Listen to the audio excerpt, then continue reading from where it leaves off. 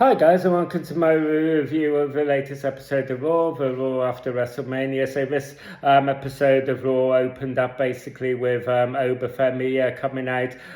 Basically, just he had essentially just come out wearing a suit. Obviously, he was totally over with the crowd. He had basically come down the runway doing his little kind of strut, which everyone is kind of like copying now. I guess they could, kind of like be kind of like doing it around the house while they're doing the housework kind of thing. He's just got totally over. I can't really remember a time where an NXT call up has got as instantly over as Obafemi, obviously. So they had so we he had basically come in, he had basically just performed this very quick mic drop where he had said, the ruler has arrived, something, and basically just dropped the mic and left. I thought this was perfect. I didn't think it needed any more, but I also thought it was a smart move for WWE to conduct it in this way as well, because I think that, like I said, Obafemi is a complete package. His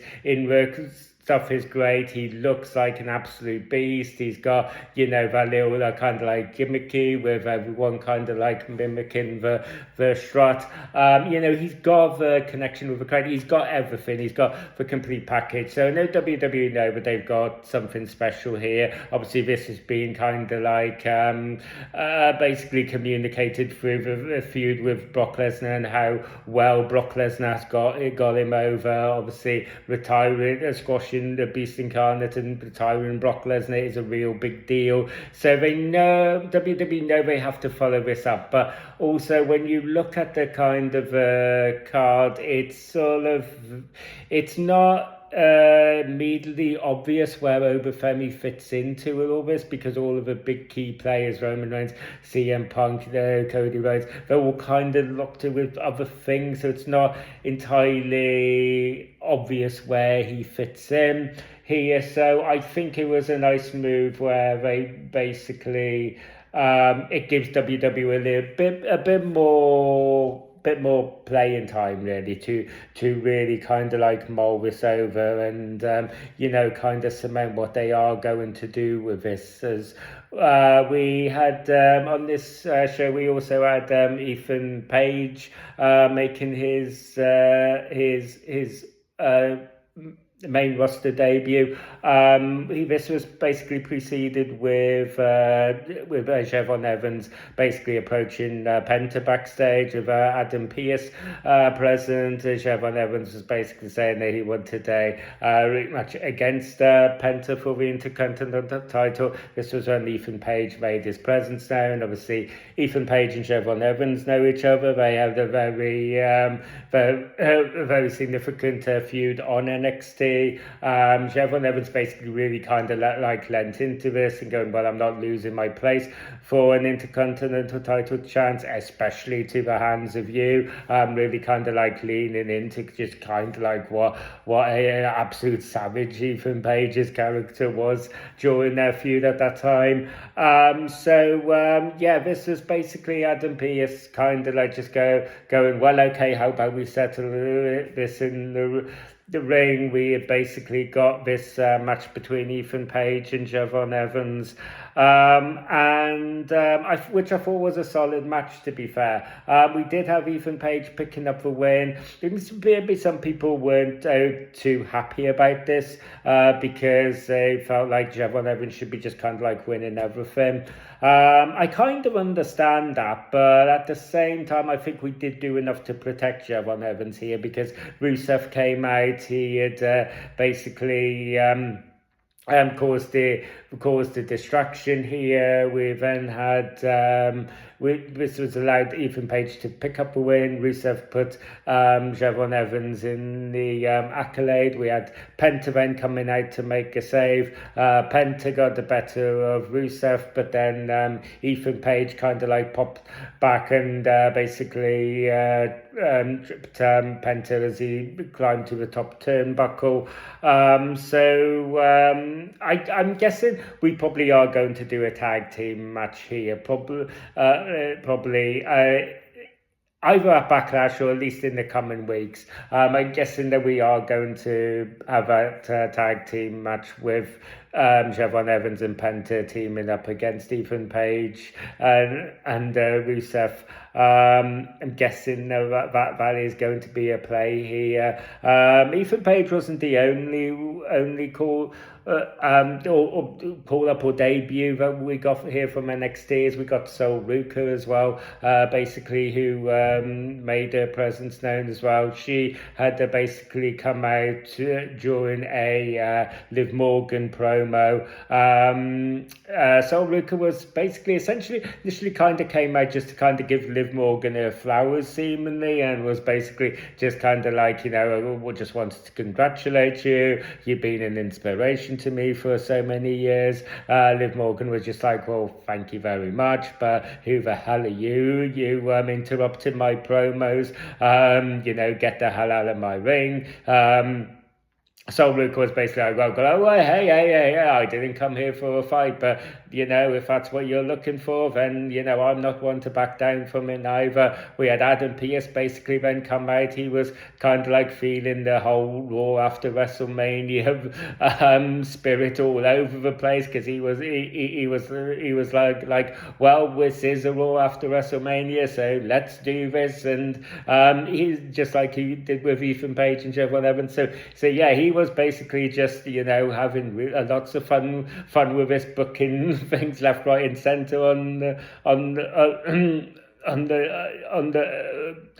toss. So it was basically just it was. Yes, and I thought Sol Ruka and Liv Morgan had a fantastic match here as well. I do hope they actually revisit this because I thought the in-ring performances were great. I thought the chemistry that these two had were really, really solid.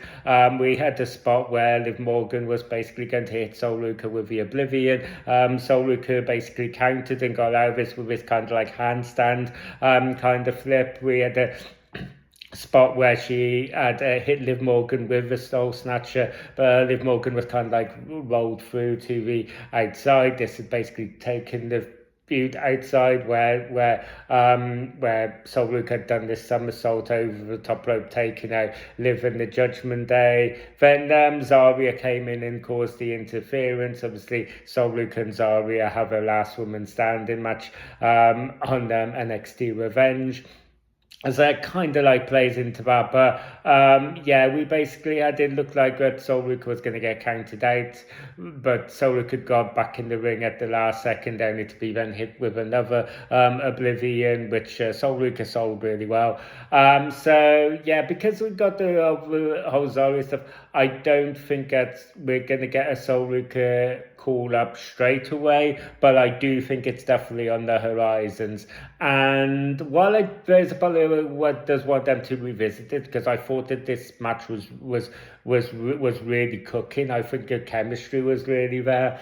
I do kind of feel like if they do call Sol Ruka up, there is a part of me that feels like it would make more sense to call her up to SmackDown, just because I think the women's division on SmackDown could just benefit from that more now, especially now with like Bianca Belair coming back. So they need to kind of mix that roster up a little bit more, just so that Rhea Ripley's title reign doesn't fall into the same pitfalls as the Jade Cargill stuff did. So we basically got the team of Rio here as well, taking on the Kabuki Warriors as well. I thought this was another solid, really tag team match. We had basically had this. It was essentially littered with spots where Asuka was taking these bumps inadvertently caused by Kairi Sane. So you're going to get this continuing kind of like through line narrative of Oscar blaming Kairi Sane and kind of like berating Kairi Sane. So the end goal here probably is that we're going to get Kairi Sane eventually kind of turning babyface and hitting back against Oscar. I kind of like hope that they do this at Backlash. I think that we probably are looking at Io and Oscar at Backlash, and I think that's probably for me personally where I would want to pull the trigger on that, because obviously this whole story arc about Oscar's abuse of Kyrie Sane, has been going on for quite some time. Yeah, I do kind of think that they need to pull the trigger on it quite quickly, so that it doesn't get too tedious. We had the spot here also, like with CM Punk basically coming out. Here again, he had, similar to the build he had with Roman Reigns, he was kind of like blurring the lines between the reality and the fiction here. He was basically talking about the personal tragedies that he's lost with the loss of his MMA instructor and all of that.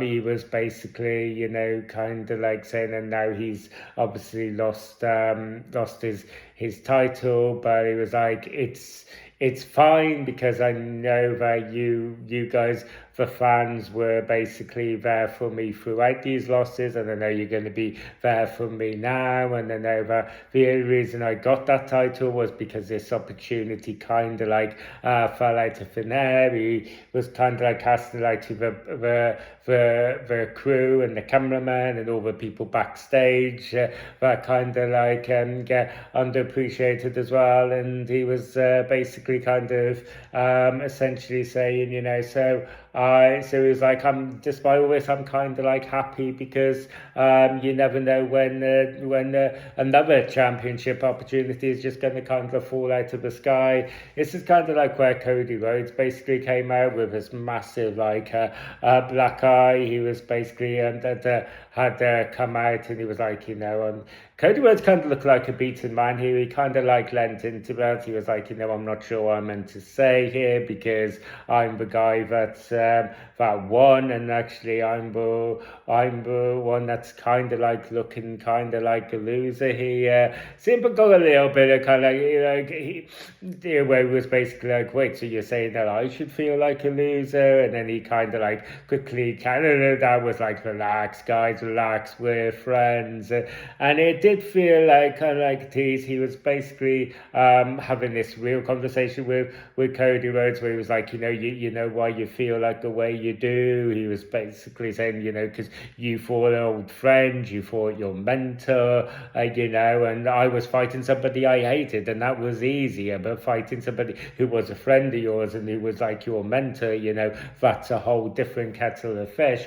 So, but then he was, his basically his eyes, CM Punk's eyes got then transfixed on Cody's title. He was kind of like, he was basically reiterating the point of, you never know when the title opportunity is going to fall out of the sky. All throughout this time, his eyes were just totally transfixed on Cody's title, like he had suddenly just turned into Gollum from Lord of the Rings. He had basically just kind of like, he had then, so there was a lot of nice like little teasers here. CM Punk was just about to walk away when Cody Rhodes basically said, hey Punk, you just say when.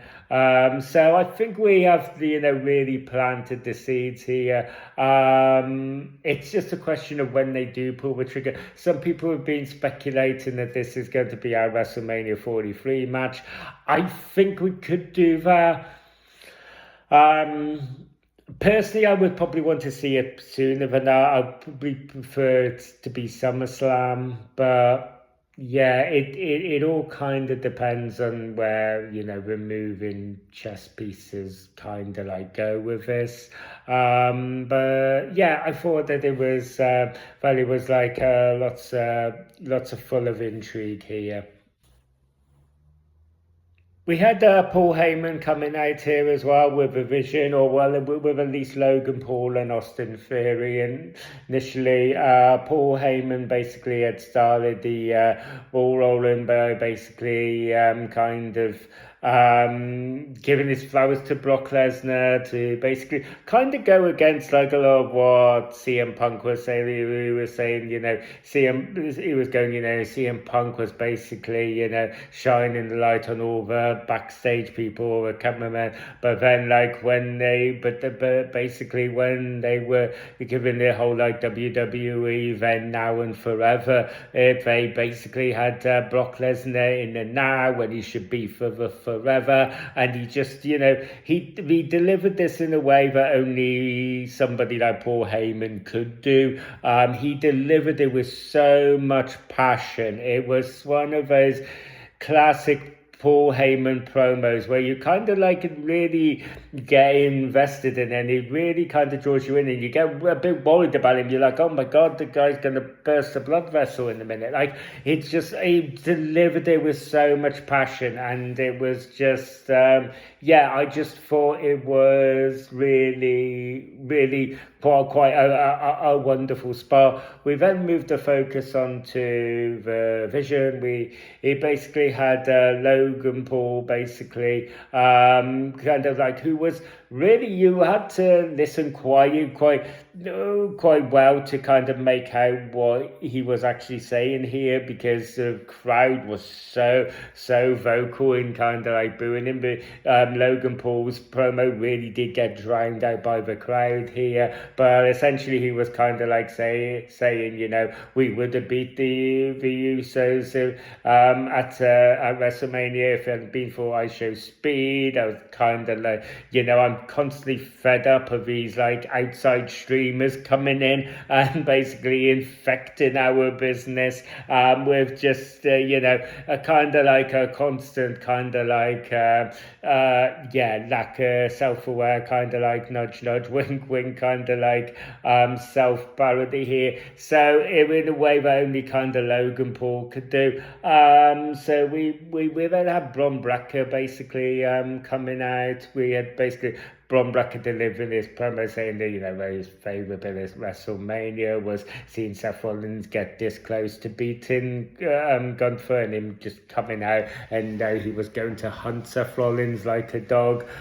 This was basically Seth Rollins' cue to come out. Try how wise this was. He had basically done it in kind of typical Seth Rollins fashion, where he had basically caused a distraction with his title music, and then basically come over back with a chair. He had hit Bron Breakker with this chair, which I can only assume really actually hurt Bron Breakker, because then suddenly when Bron Breakker appeared like a moments later here, blood was pouring down the back of his neck. So he then hit, I believe he had successfully hit Logan Paul with a chair as well, and then Austin Theory basically taking him down. We had Austin Theory and Logan Paul then kind of like beating Seth Rollins down, all the while kind of Bron Breakker was kind of like off screen. Like I said, the next time we saw him there was like blood down the back of his head, so I can only assume they did generally get hurt here. So kind of like hope he's okay. But yeah, basically when Bron Breakker we had the Street Profits actually before this come out. They made a return as well. They kind of like helped Seth Rollins. They kind of like chased Logan Paul and Austin Theory off, kind of like treated with them. So I guess that's going to be another thing that we're going to get. I do think that we are probably...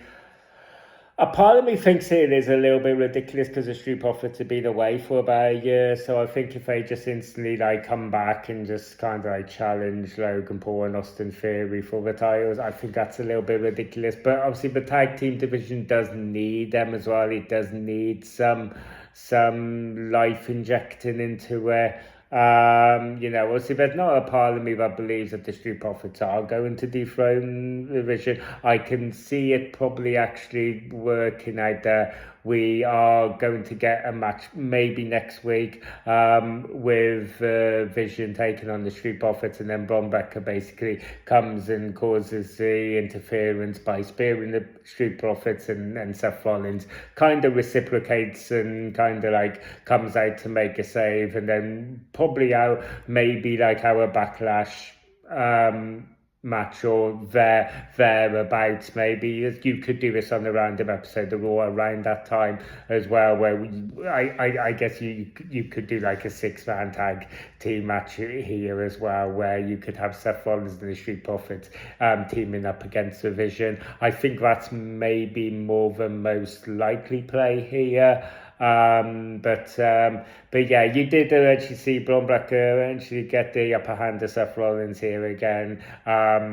where Seth Rollins went to deliver this Storm. Bron Breakker got out of the way and then basically hit him with a spear.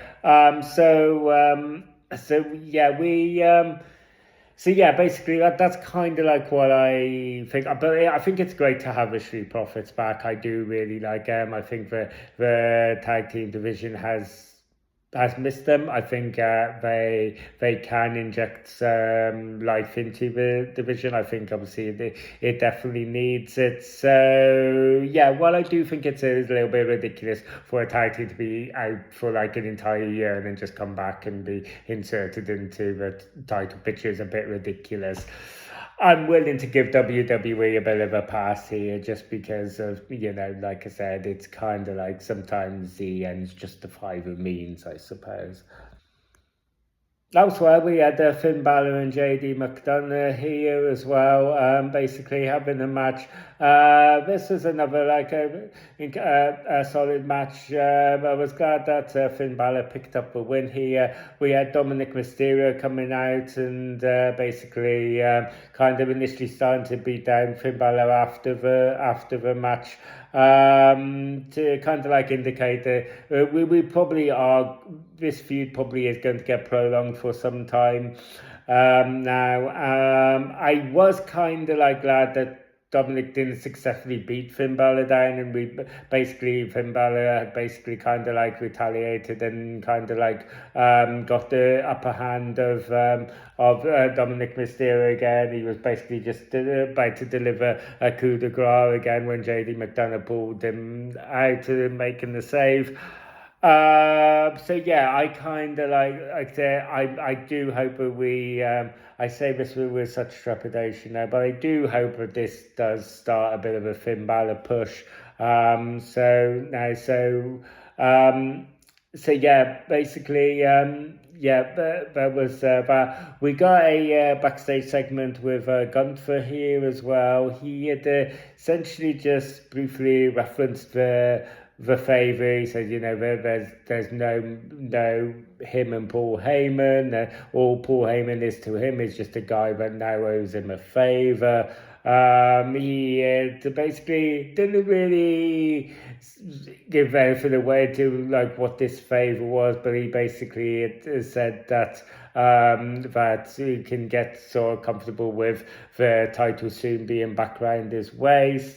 It's led into the kind of like some of the stuff that's been circulating online a bit with the whole idea of Roman Reigns and Gunther. I do kind of like really want to see that. People are still predicting also that we are still going to get Gunther and Brock Lesnar as well, still despite what happened at WrestleMania. As I said before in my WrestleMania review, I don't hate the idea of Gunther and Brock. I kind of I'm down for it, but just because of how the retirement of Brock Lesnar was executed at WrestleMania and the poignancy that it had and all of that, I just think that it would be better just to kind of like leave it and move on and have the favourite be indicating of something different, because it also like allows WWE just to kind of like get that trump card and go and make them feel like the smartest people in the room and go, haha, you were so sure that you knew where we were going, but we totally worked you the other way. So, and it creates a lot of speculation, more intriguing speculation online as well, where we can all kind of like get our heads together and be like, well, what is a favour? Do you know what I mean? So yeah, I'm kind of hoping that they continue down this route. To be honest with you, I would prefer them go down that route than the Brock Lesnar and Gunther route, personally. So this episode of Raw then ended up with Roman Reigns coming out, or he was about to come out. He had bumped into his cousins, the Usos, backstage. He was basically saying, you know what, you guys come out here as well. So we had the Roman and the Usos coming out. He was basically saying, you know, I was going to talk about my win and where we're going for the future, but I ran into my cousins backstage, so I don't want to talk about family. So he then turned to the Usos and was basically saying, you know, I've kind of like essentially missed this. I kind of like want us to get back together, but I don't want it to be kind of like old times. I don't want you, you know, to be kind of like, I don't want you to kind of like serve me. I just want you to be kind of like at my side. The Usos then kind of like acknowledged Roman Reigns, and I don't know how I feel about this whole segment, right? I feel a bit mixed on it, because I think for people who just kind of like wanted that big Raw after WrestleMania moment, I think it delivers this. But I'm not too sure if, because of the build that we got on WrestleMania and the Usos being inserted into this essentially off the back of what CM Punk had said about Roman's father, and you know, they'd even come out and saying, you know, this isn't about Roman, this is about you being disrespectful. And I think that because of that being the catalyst, I think you could buy into it. Whereas I think when we get into the whole sort of like reunion, I don't think that it's necessarily been earned. You still kind of question maybe why the Usos would have enough of a reason to kind of like just forgive Roman and go back to that, especially when Roman hasn't even said sorry for any of the stuff that's kind of gone on. Maybe I'm taking my wrestling a bit too seriously there, but you know, that's just kind of like something that kind of like goes through my mind. I do wonder about what it means for the Usos in the tag team picture as well. Maybe I think that's another question mark, but I will kind of like elaborate on this, because this rabbit hole then got deeper, because we then had Jacob Fatu coming out. Roman was basically like, so are you right here to acknowledge me? Jacob Fatu was like, oh no, I'm not here out here to acknowledge you. So Roman was like, well, I can only conclude then that you're out here because you want this title. Jacob said, I don't want this title, I need this title. I basically want everything that the tribal chief like possesses. I want the jets, I want the money, I want the holidays, I want the booze, I want the women, he didn't say women because he's a family man, which he did kind of play into, but he was basically like, you know, I want all of these accolades because basically I want to build a better life for my children. I want to be a bigger provider for my children. I want a bigger house for my children. I want bigger schools for my children. I want, you know, and all of this. So I think that this was a nice move in terms of being another domino in getting Jacob Fatu totally over. Obviously, him kind of like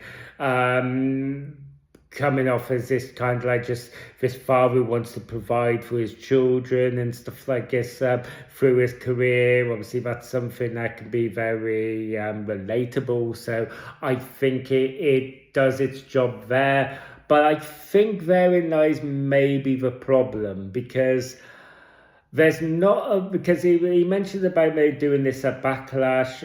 Roman basically responded, we'll talk with we'll revisit this next week on Raw, because I think you need to take a week to kind of think about it, because it was like, if you take me on and you lose, you're gonna have to acknowledge me, so you're gonna have to think about are you ready to do that, and if you do beat me, I'm not so sure you can handle all of the weight that being champion entails. So but he was like, I do agree with you, obviously we're family, so when you talk about wanting best for your kids, I want the best for your kids as well. So it was so yeah, basically I see I think that it's kind of like essentially been lined up now for them to do this at Backlash. And the problem I'm having with it is that I can't see a world where Roman loses at Backlash. I can't see them taking the title off and putting it back on Jacob for 2. But I do think maybe you need to give Fatu some protection here. So do the users get involved? Do they cause like an interference, and therefore does that make them turn the OG bloodline back heel? Or, if Roman does win clean, then that kind of gives, or then, how do they go about the whole Jacob for 2 kind of like not acknowledging him, or, because Jacob for 2, Jacob Fatu definitely should not be joining the OG bloodline. He is, by his character, is defined by that kind of rogue lone wolf kind of thing. So he definitely shouldn't be acknowledging Roland and becoming part of like his OG bloodline. So I don't know. I don't know how I feel about it. On paper, I'm kind of like down for a Roman and Jacob feud, but yeah, just when you look at kind of the little ins and outs of it, little practicalities, I'm not too sure. I don't know how I feel about this. I would appreciate you guys kind of like chipping in, be giving your feedback onto what your thoughts are, because I really am a bit on the fence here. I think we can only really judge it as a kind of over the next like 2 to 3 weeks, and see how it all kind of unravels. But yeah, definitely food for thought. I think it was something that did leave at least our feud in a slightly precarious position. I think that's the word I would use. But on the whole, guys, I thought that this was a solid episode of Raw after WrestleMania. I did feel like it ticked a lot of the boxes. Obviously, we got a lot of it, like the nice surprise returns. We got, those indicators about where things are going. And did it get me invested going forward? Yes, it did. Am I still interested to see what the next line of stuff that's going to unravel on SmackDown is? Yes, it's got me interested. So it did its job. Yeah, so I thought I gotta give this episode of Raw after WrestleMania a big thumbs up, because I did think Ellie was a very solid and consistent episode of Raw throughout, to be honest with you. So that pretty much concludes it, guys. So thank you guys for taking the time to watch this video. If you enjoyed this video and you want to see more, don't forget to ring that bell for notifications. Don't forget to like and subscribe. As well as wrestling on this video, we do talk about health and fitness and nutrition. So if wrestling, health, fitness and nutrition, if any of those things are of interest to you, then please subscribe to this channel, because I'm confident that there is going to be stuff that you are going to like and find interesting on this channel. Thank you guys for your time and your support. Feel free to let me know then in the comment section about what your own thoughts on this episode of Raw was. And as always, I will see you guys in the next video. You guys take care.